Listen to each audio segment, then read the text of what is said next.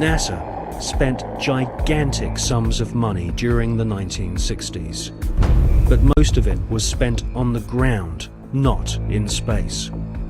Huge American corporations, many of which were manufacturing hardware for the military, made gigantic profits designing space vehicles and, more importantly, life-sized models of spaceships, and even huge stage sets resembling the lunar surface. Someone in NASA had realized that after taking billions of dollars from the American people, if they couldn't make it to the moon, they would fake it to the moon. Obviously, if you're going to somewhere that nobody has been before, you need to have a simulator which recreates that environment as closely as you can. If you're going to the moon, you recreate the surface of the moon. And here we see a section of the lunar surface created. It's about 30 foot high, 30 foot long, 35 foot long. Scale is given by the two people standing in front of it. There were plenty of simulation exercises, but the point is, and should be taken into account in virtually everything that is discussed with the Apollo program, 400,000 people may have worked on the program in total, but none of them had a need to know more than his own job required. The people who were making the rockets didn't know what the people who were making the spacesuits were doing, because they had no need to know about that. Their job was to make the best models and the best simulation of the lunar surface that they could. And if we come up to this picture here, we see the three scales on which these models were built. We have here the whole moon as one unit. It stands about 20 foot high. We have here behind it a section of the surface of the moon. You'll notice it's curved. And here we have a more detailed section of the lunar surface. What you're saying is that the images which we're told show a camera pointing out the window of the lunar module as it's coming into land on the moon could well have been filmed previously using these large-scale models. That's right. It could well be that what we are looking at are films of realistic models. We have no means of knowing if they were actually taken on the lunar surface, or whether what we're watching is part of the simulation exercise and the training exercise. And you'll notice here on these models there is a camera track. A camera starting at this end, coming down here, would approach the moon, or appear to approach the moon, and become ever closer towards it. It's exactly what you would expect to see if you were flying to the moon. This is a simulation rig that was built. This is the command and service module of the Apollo program. And you'll notice that the window here looks out onto a block here. And there's another one here. They're curved. These are the screens onto which the lunar surface was projected as the craft made a simulated approach towards the lunar surface. Is what we're seeing a mixture of fact and fiction? It is fact, it is fiction. It's mixed together. It's hard to separate them until you examine it closely.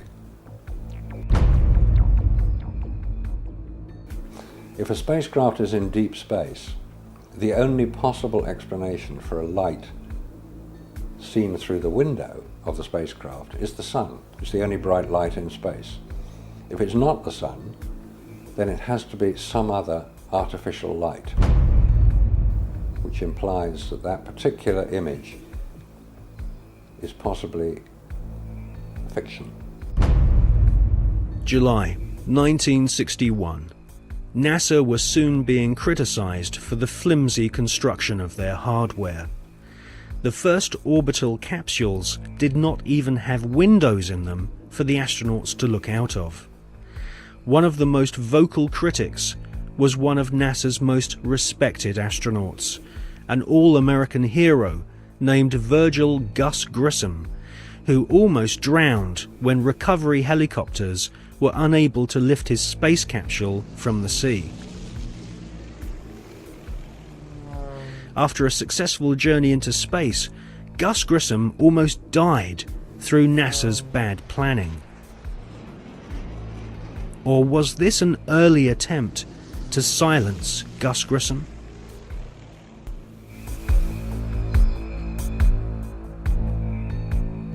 May 1963. Astronaut Gordon Cooper experiences re-entry problems in his Faith 7 rocket ship. 7, 6, 5, 4, 3, 2, 1. Roger, have liftoff and the clock is operating. That's the clock. Take my 7, base 7 on the way.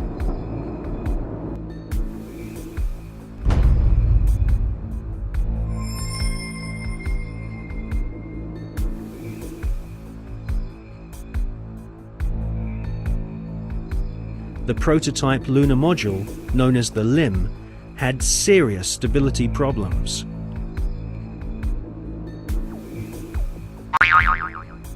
At this stage, there was no guarantee that even if NASA managed to get a spaceship orbiting the moon, they could land safely without killing the crew.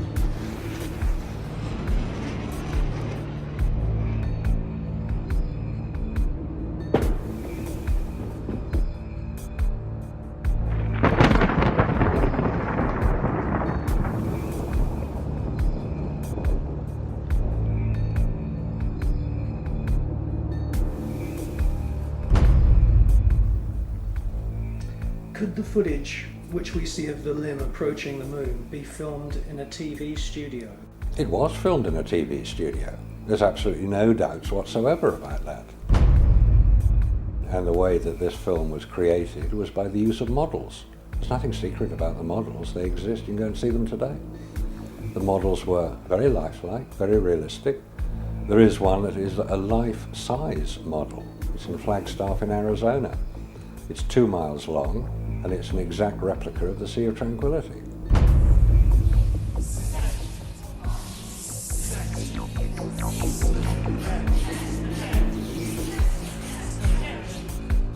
The photographs were used to create from those images the replica of the Sea of Tranquility, so that if it was flown over in a helicopter, it would appear as if it was a spacecraft approaching a similar area to land. So yes, all the scenes of the lunar surface were filmed on Earth.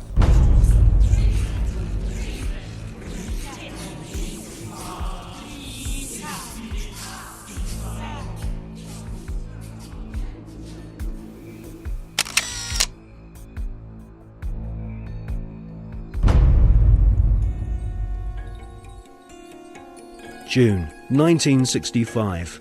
Gemini 4 is launched and the first man walks in space. Flight departure started. I'm going to drag it a little bit so I don't want to fire the gun yet. Okay, I'm out. Okay, now, hold the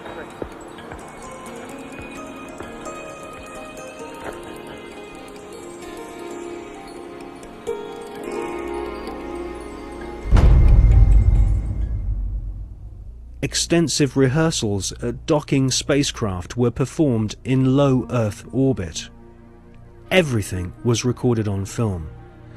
This footage would later become invaluable as NASA sought to fake the success of the Apollo missions. Meanwhile, more problems occurred. On Gemini 9, the second spacewalk had to be cut short due to problems with the astronauts' oxygen supply. On Gemini 11, another attempt to walk in space was curtailed due to fatigue. Was this a sign that cosmic radiation caused nausea and fatigue?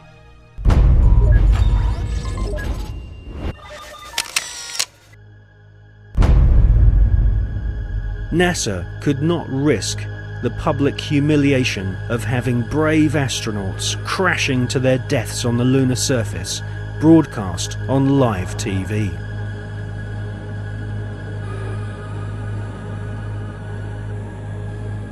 NASA's Nazis knew that a major catastrophic failure on the moon would cause the billions of dollars of funding to be immediately cut.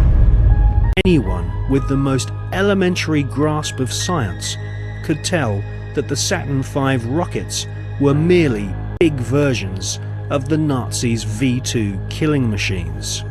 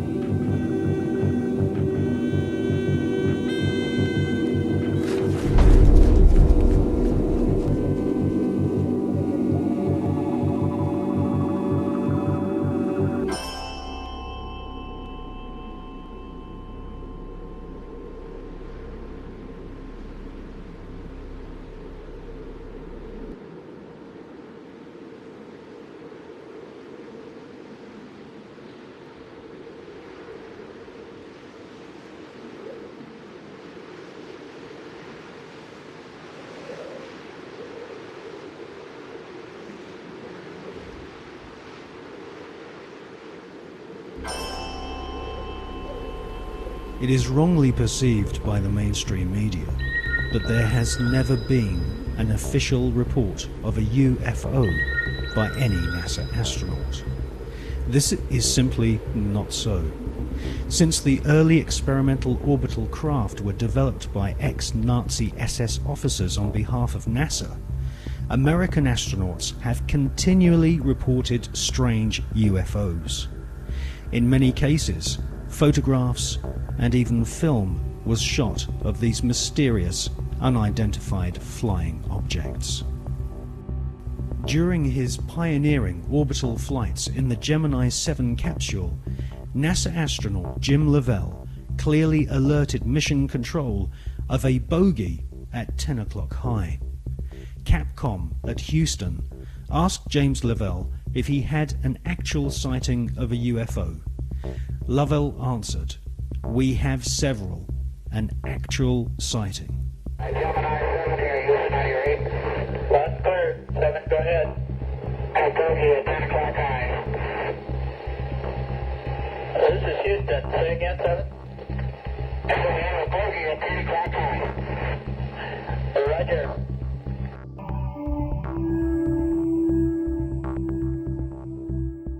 On the 4th of June 1965, astronaut James McDivitt reported seeing a cylindrical-shaped craft. Could this be one of the cigar-shaped motherships which have been filmed from the ground on many occasions, most notably in Russia and California during the 1970s?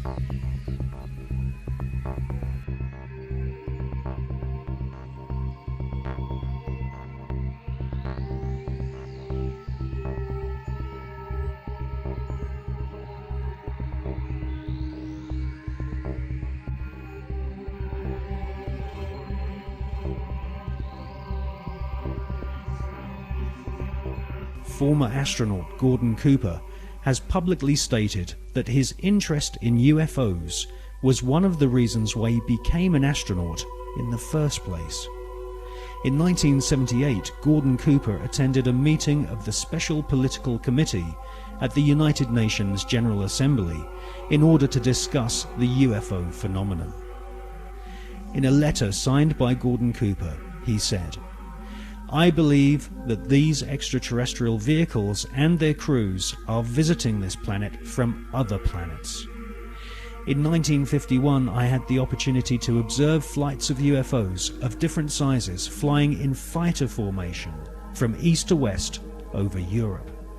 In a tape-recorded interview given by Cooper in 1973, he stated, "For many years I have lived with a secret, in a secrecy imposed on all specialists in astronautics. I can now reveal that every day in the USA, our radar instruments capture objects of form and composition unknown to us." I wonder, did you have anyone call you about a strange plane or airplane or something in the air?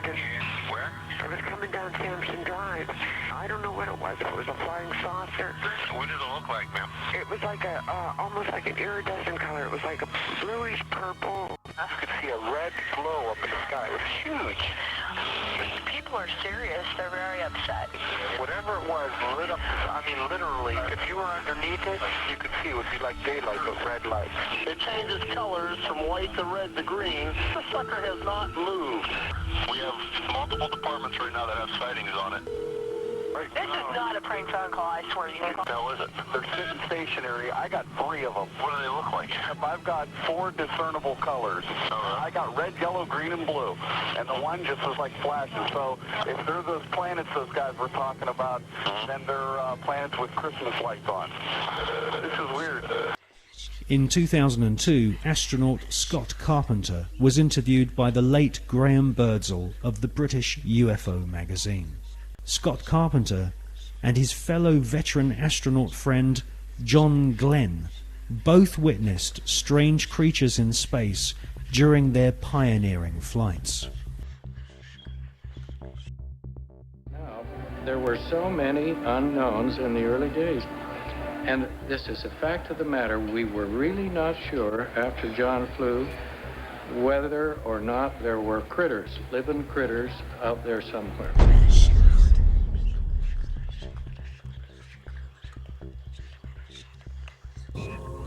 После этого, значит, у нас сотовый закрутится, мы все введем, потом начинается проверка.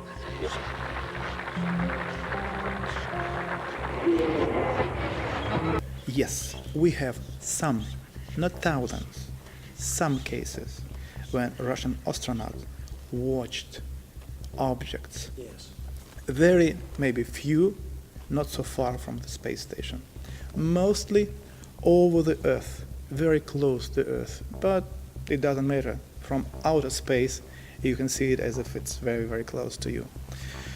And I talked to Musa Manarov and I talked to Gennady Strikalov and the other astronauts, and they told me that they have seen much more cases of UFOs, but without possibility to film it, because he said, it's always like with Russians. When you see something, whether this camera is without battery or with battery lying at the other end of a spacecraft, or, as Musa once told me, I see strange, interesting objects, but at the same time a spacecraft is coming to me and I need to dock it, and I can't leave the place and film it.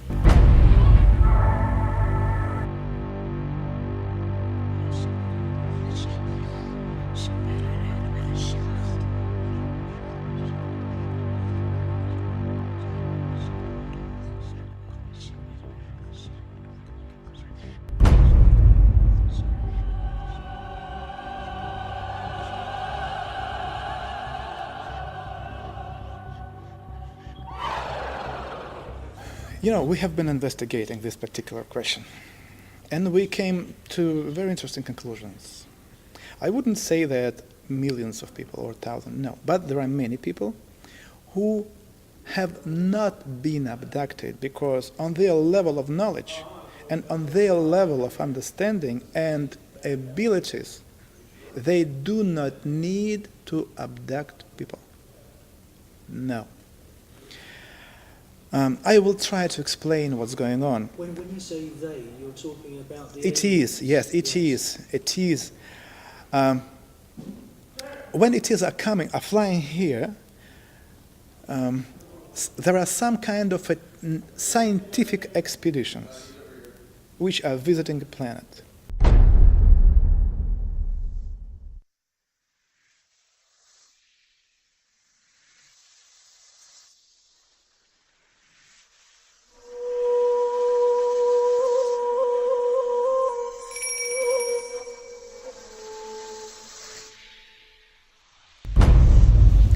For us, it was very unusual to find out that the deepest and the most important interest for them is the God.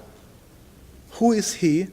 They are looking and searching for God, yes, and His creation ways, understand everything.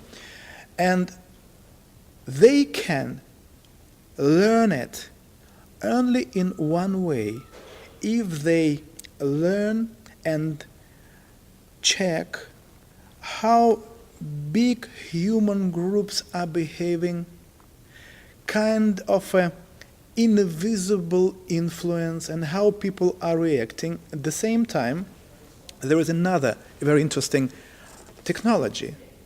When they meet a person, they take from a person kind of a informational hologram. This hologram, which any human being have, contain in itself information about previous lives, about present life, and something about possible future. They take this hologram, informational hologram, and then to be able to read it, to decode information, they need to have a special key. This special key is the sample of your way of thinking. For this reason, to have this key, they somehow transmit into your brains a hard idea, like, just an example, you are living wrong. You broke our laws on this planet. This is the reason why very soon, when the sky became dark, thousands and thousands of people will die, and only few of them will stay alive. And at this particular moment, when a human being starts to analyze this information, they just read it, like they take it like from a computer. Hops, that's it. They don't need anything. They take this hologram, they take this key, and then keeping this hologram anywhere there, they can have any information about human being and what's going on with him and his surroundings.